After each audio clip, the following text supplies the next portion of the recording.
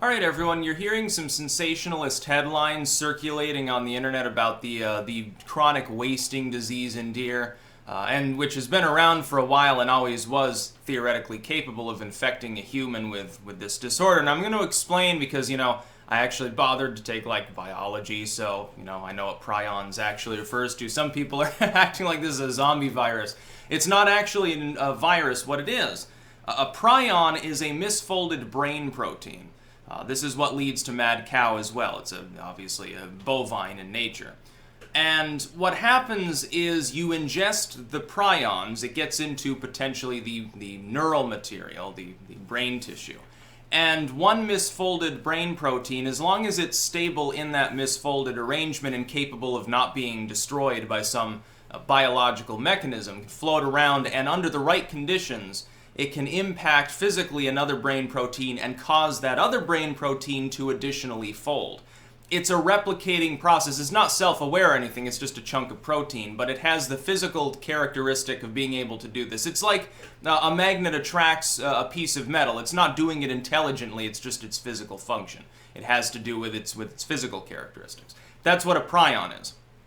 I can remember back, I think it was early 2000s, I think it was 2001 or 2, somewhere around there. Do you remember when people were worried about mad cow? Because there were some cases where a few farms, what they had done is they were grinding up dead cows and putting it as an additive in the feed that they then gave to other cows. Now, normally, if you were to eat cow neural tissue, the chances of you actually ingesting prions and them surviving to cause harm would be relatively low. It's still obviously not recommended to eat the brain tissue of a cow, or basically, brain tissue is not considered particularly healthy. It's not a great idea. You're better off sticking to actually like meat and stuff. Spinal cord is also problematic.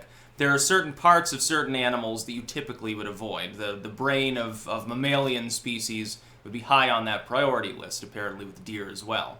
And what happened is that a few people, because what happens is that the prions over generational spans of time built up. Because you have one cow eating the other cows, a few prions get in there, it doesn't cause any symptoms, but then that cow dies, gets ground up and put back in. You get more and more prions in the food chain because you're recycling the dead neural tissue. They've said, as a response to this, they started banning them from using like the heads and the spine. If they wanted to ground up apparently the meat of the cow and feed it to the other cows, which is weird in and of itself, I guess they can still do that, but they can't do it with like the brain. But for a while, people were terrified. They wouldn't eat burgers. Beef sales plummeted. A lot of countries, I believe, at the time banned U.S. beef imports. I think some of them just warmed back up to it a few years ago. It was a scare, but the scare was never commensurate with the actual danger. A very small number of people actually ended up getting sick with mad cow. One of the bigger things is that some people may have prions and it can take a while to show symptoms. 20 years from now, they begin acting prematurely demented or something because they ate a steak that was, problematic back in the mid-2000s.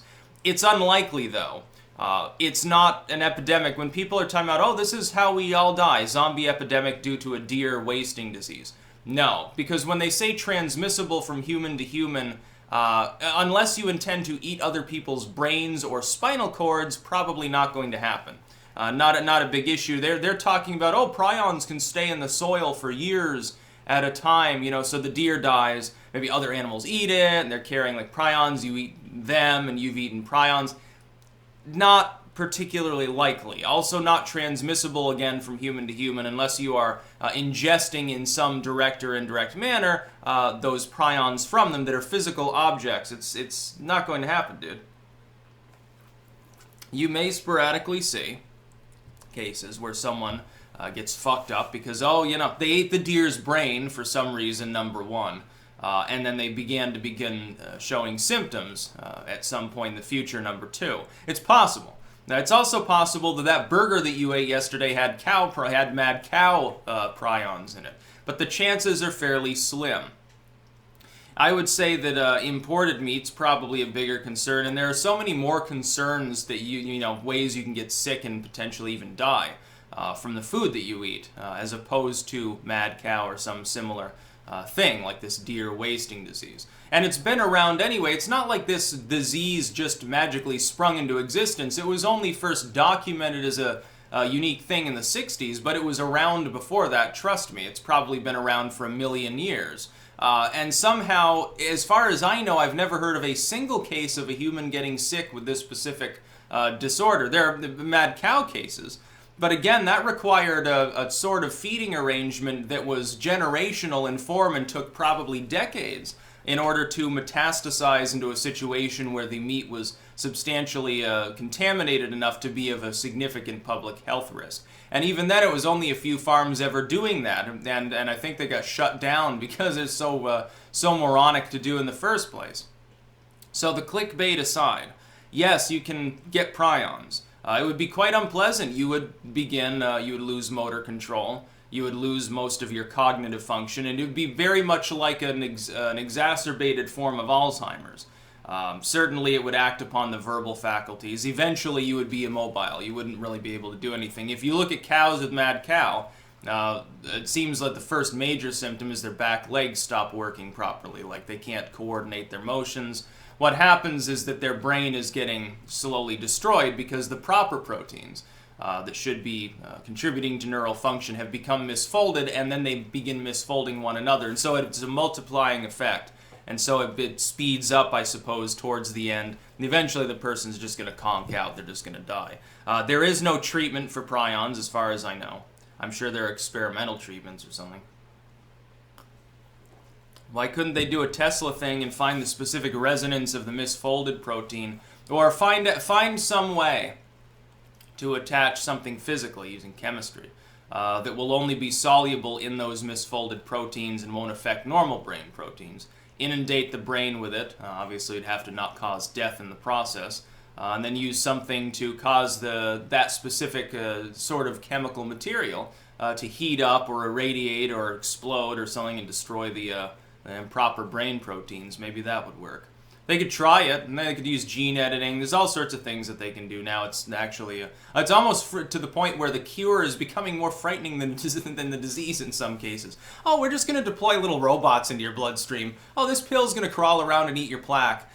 This will be your nurse today. It's Mr. Robot. He's going to talk to you in a mechanical voice. Don't worry, it's safe and calibrated, and, if he spazzes out and accidentally uppercuts you, that could be a problem, but, it only happened once in testing, so don't worry too much. That's becoming a little bit frightening. But as far as prions, no, you don't really have to worry. Like, they're trying to say, well, it can stay in the soil for years, so, you're walking around I guess the idea is little Jimmy ate a handful of dirt. Now mom, normally would just be upset because he's eating dirt. Now she's upset, oh God, you're going to turn your brain to mush. Don't worry. Probably not going to happen. This is slightly irresponsible reporting. That's about all. Peace out.